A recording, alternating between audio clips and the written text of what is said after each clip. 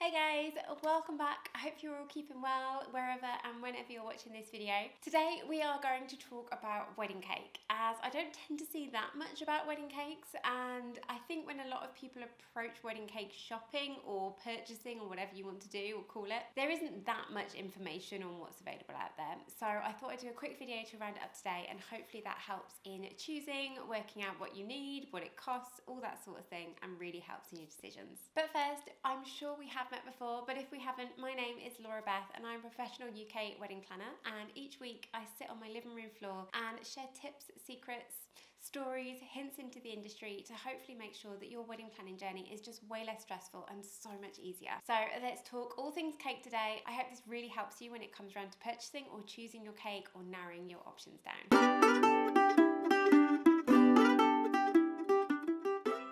So when it comes around to choosing cakes, there are kind of a couple of options that you've got. One, DIY it.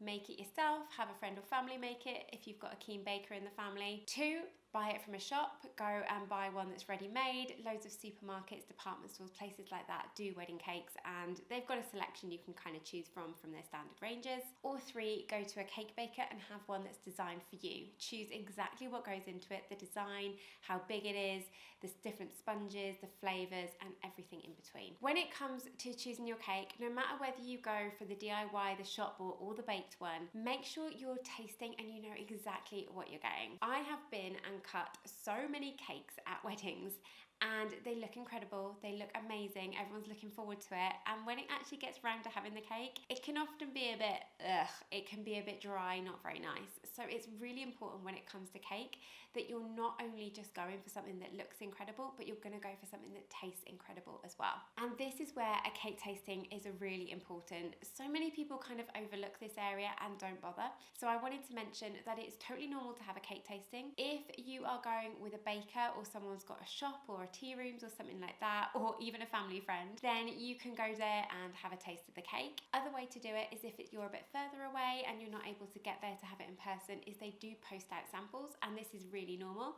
I've had some cake bakers in the past send me samples of cake, and as long as it's all packed right, it will turn up and you'll have just a great experience of tasting it as you would do if you went to the shop. It's also worth mentioning, because I think this area gets overlooked, that cakes you usually want to start looking about 6 months before your wedding day, especially if you're going for something that's more bespoke and you're going to really design it. I would say at the minimum 3 months you want to be going and choosing your cake options, so there's time to create it. Again, especially if there's a fruit cake involved or anything like that that needs time to be made, you don't want to be rushing it in the last few months. Give yourself as much time as possible. So when it comes to different types of cakes, I am absolutely no expert in this area, but I can break it down to the 3 most common types of cakes that I tend to see. So cake number 1 tends to be more your fondant icing cake, where the icing is rolled out, placed around the cake.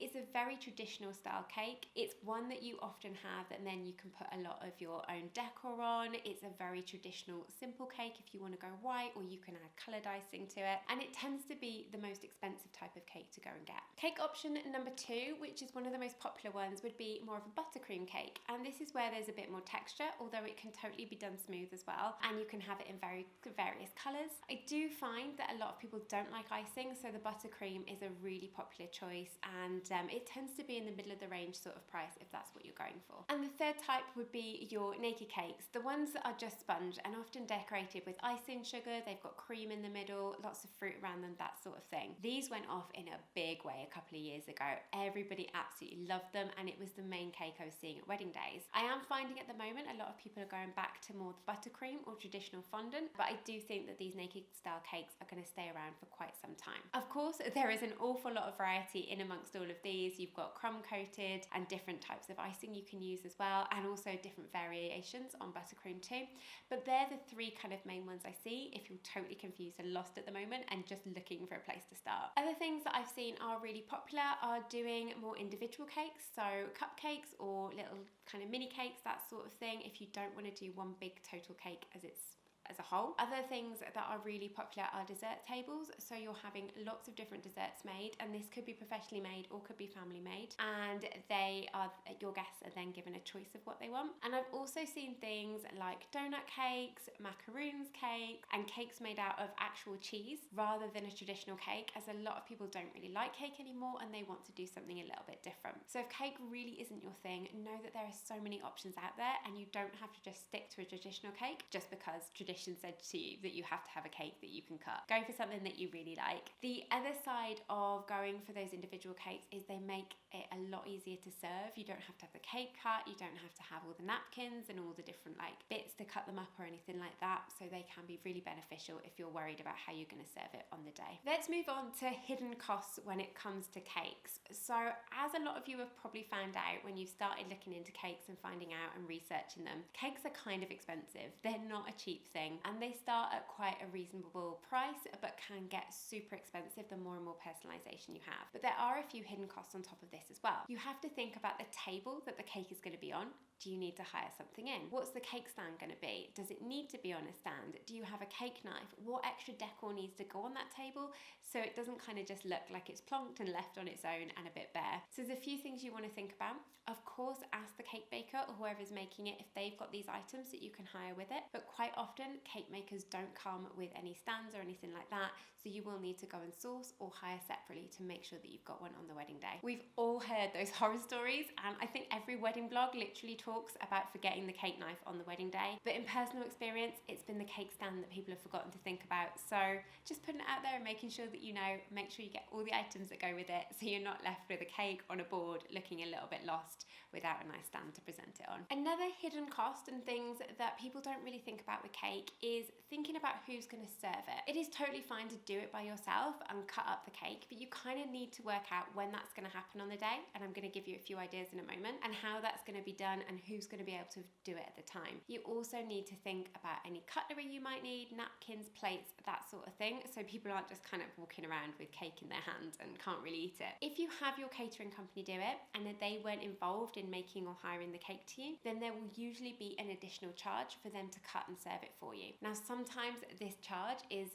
barely anything and it is so worth it, so you don't have to think about it on the wedding day. Personally, as a wedding planner, wedding coordinator on the day, I do this for couples, and I'm quite happy to do it as long as they provide me with all the bits. So ask your suppliers, ask your caterer, ask your coordinator, your venue or a family member, and make sure someone is in charge of this. Otherwise, that cake will just sit there. You'll cut it for the photos or not if you're choosing not to, and that cake will just stay there and it will never get eaten. So make sure you think about it, make sure someone cuts it and it does get eaten on the wedding day. Another kind of cost associated with the cake that I thought was worth mentioning is thinking about the topper. Now, you can go really simple with this. It might be that it's just fruit or flowers. It might be that it comes with something already if you're getting a shop bought one. There are loads of amazing toppers that you can buy personalized off Etsy or shops like that if that's what you want to go down the route of. But if you want to go for kind of a personalized figurine topper of the two of you on top of it, maybe your pets or anything like that, be aware that this can very quickly get quite expensive and kind of go close into £100 just to get a cake topper done. So if this is what you're wanting, make sure you're asking this early on and finding out the prices so you don't get stung by it later and realize you can't actually have what you definitely wanted. So I just mentioned about remembering to cut and serve the cake, and there's a few different points in the wedding day that you could decide to do this. The most kind of popular way I see it done, and the way that I tend to work it into my weddings, is to cut the cake on the dance floor just before the first dance. This means you bring everyone together for one moment, the cake gets cut, staff move it away, you go into your first dance, and while the party's kind of getting started, the caterer or the venue can get it cut up, and that means we can serve it with the evening food. And especially if you're only serving savoury food, you've got a little bit of something sweet to serve in the evening too. It works great because people are then hungry for it and they're interested in cake, but it can also be a downside that a lot of people miss it and don't really think about it at that time of night, and you can end up having a lot of cake that was cut and then wasted and goes dry. The second and more traditional option that used to get done all the time was to cut the cake at the end of the speeches whilst everyone was still in the room, and then have it taken away and served with tea and coffee at the end of the meal. Now, this means it's quite a quick turnaround to get it cut and served back out, but it's totally doable. It's great because everybody has a slice of cake, but downside is everyone could be quite full at that stage and not really interested in the cake. So there can be a lot of wastage at that point in the day as well, and also means if you've got extra evening guests turning up later on, they won't get to see your cake. So it can be a little bit of a negative, especially if you put a lot of effort or a lot of money into that cake, to not have it for the evening guests. On the plus though, if you're not doing it for the evening guests, you can have a smaller cake and it costs less as well because you're only feeding your day guests. So there's a few things to think about with that one. And the third option that I have done in a couple of weddings, and actually I really love this way, is to cut it right at the beginning of the day at your drinks reception. Serve it then with your drinks. At the particular wedding I did it at, we did cake and gin, which was really nice. It saved on spending more money on canapes. It was right at the beginning of the day, so everyone was really hungry for cake and could really enjoy it. And it was a nice moment to have at that point of the day, which meant the cake didn't kind of just get sucked into all the other activities and people miss it. The downsides of it are, obviously the cake is getting cut really early in the day, so it's not going to be on display for that long. And again, your evening guests aren't going to see it, so it's got the same thing with the cutting it for your speeches, as you can have it smaller because it's not feeding as many people, but it's not as nice for them and the evening guests to be able to see later on. So there's just 3 ideas for you. There may be more ideas, but they're the 3 main ones that I tend to see. And lastly, I just wanted to end this on mentioning allergies, as generally in every wedding there is someone with some sort of intolerance, whether it's a gluten or a dairy, someone who's vegan, or maybe a nut allergy, and so many more different things in between. You definitely want to be considering your guests, because it's not very nice if you don't think about them and then they don't have anything to have on the day. Especially if you've got a cake baker who is baking the cake for the wedding day, you can ask them if they can just do a small gluten-free cake or a nut allergy-free cake, or maybe you work it in with the tiers if the allergy isn't so severe and that your guests are happy doing that. Make sure that there's a tier that is suitable for that person. It's really nice to consider everyone on the wedding day and not just totally forget about them. So make sure you're asking this question and working out in advance, and making sure it's clearly signposted on the date so people who need that bit of cake aren't missing out on it. So there is so much to talk about when it comes to cake, and I totally thought this was going to be a short, quick video, but there was an awful lot to mention. I haven't gone into kind of all the sizes of cakes and how many they serve and things like that, as there is just too much to go into. And obviously you've got choices on what different sponges you have, different flavours, different buttercreams, different types of cake, from fruit cakes to sponges to more chocolatey cakes, if you like that sort of thing. So definitely do your research when it comes to cake. Enjoy doing all the cake tastings that you can, because this is definitely an enjoyable part of wedding planning.